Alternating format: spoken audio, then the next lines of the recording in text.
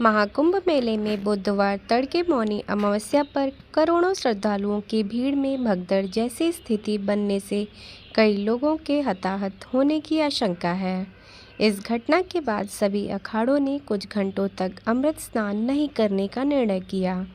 अखाड़ा परिषद के अध्यक्ष रविंद्र पुरी ने कहा कि अमृत स्नान पर प्रशासन से बातचीत जारी है।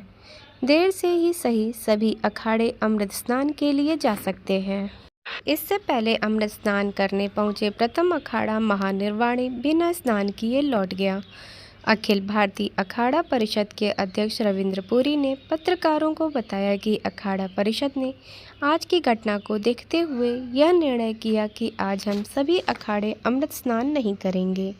महंत रविंद्र पुरी ने बताया कि सभी संत महात्माओं के लिए सिंहासन लगा था और नागा सन्यासियों सहित सभी संत महात्मा स्नान के लिए तैयार थे।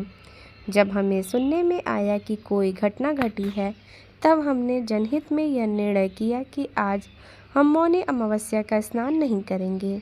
हालांकि बाद में उन्होंने कहा कि अखाड़े आज भी स्नान के लिए जा सकते हैं। भीड़ हटने के बाद होगा अखाड़ों का अमृत स्नान।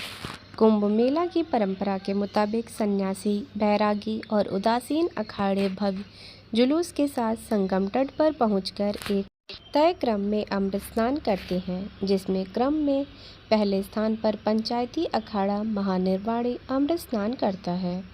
मेला के लिए विशेष कार्य अधिकारी आकांक्षा राणे ने पत्रकारों को बताया कि संगम नोज पर बैरियर टूटने से भगदड़ जैसी स्थिति बन गई, जिसमें कुछ लोग घायल हुए और उनका अभी इलाज चल रहा है।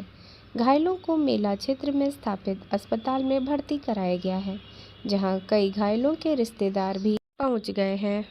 अस्पताल के बाहर रोते हुए सरोजनी नामक महिला ने बताया कि 2 बसों में हमारा 60 लोगों का बैच आया है। हम समूह में 9 लोग थे कि अचानक धक्का मुक्की हुई और कई लोग गिर गए। हम फंस गए और भीड़ बेकाबू हो गई। उन्होंने पीटीआई वीडियो से कहा कि बचने का कोई मौका नहीं था, क्योंकि सभी तरफ से धक्का दिया जा रहा था।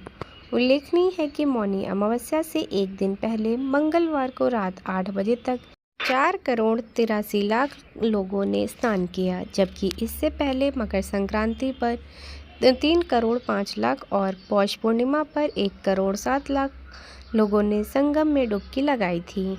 अखिलेश यादव ने सोशल मीडिया साइट एक्स पर अपनी पोस्ट में कहा कि महाकुंभ में अव्यवस्था जन्य हादसे में श्रद्धालुओं के हताहत होने का समाचार बेहद दुखद है। श्रद्धांजलि उन्हें कहा कि हमारी सरकार से अपील है कि गंभीर रूप से घायलों को एयर एम्बुलेंस की मदद से निकटतम सर्वश्रेष्ठ हॉस्पिटल तक पहुंचाकर तुरंत चिकित्सा व्यवस्था की जाए।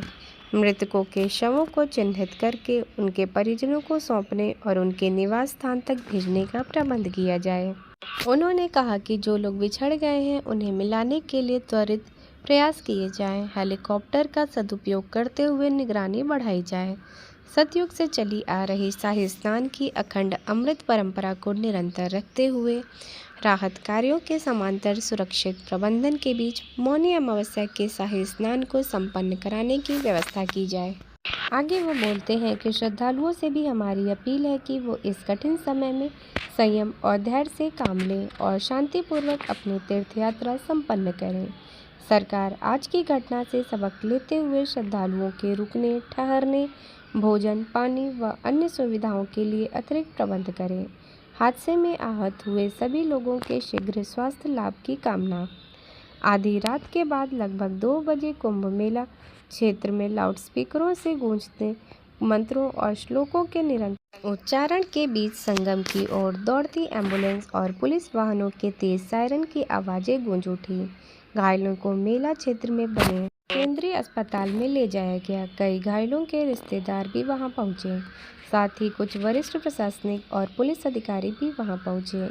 तो जानते हैं कि कैसे हुआ यह हादसा। कर्नाटक से आई सरोजनी नामक महिला ने अस्पताल के बाहर रोते हुए बताया कि 2 बसों में हमारा 60 लोगों का बैच आया। हम समूह में 9 लोग थे कि अचानक धक्का मुक्की हुई और कई लोग गिर गए। हम फंस गए और भीड़ बेकाबू हो गई। उन्होंने कहा कि बचने का कोई मौका नहीं था, क्योंकि सभी तरफ से धक्का दिया जा रहा था।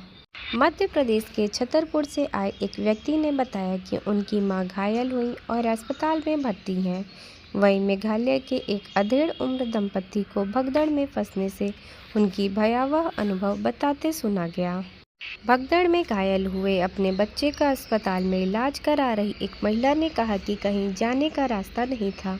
कुछ लोग धक्का मुक्की करते हुए हंस रहे थे, जबकि हम उनसे बच्चों पर रहम करने की भीख मांग रहे थे।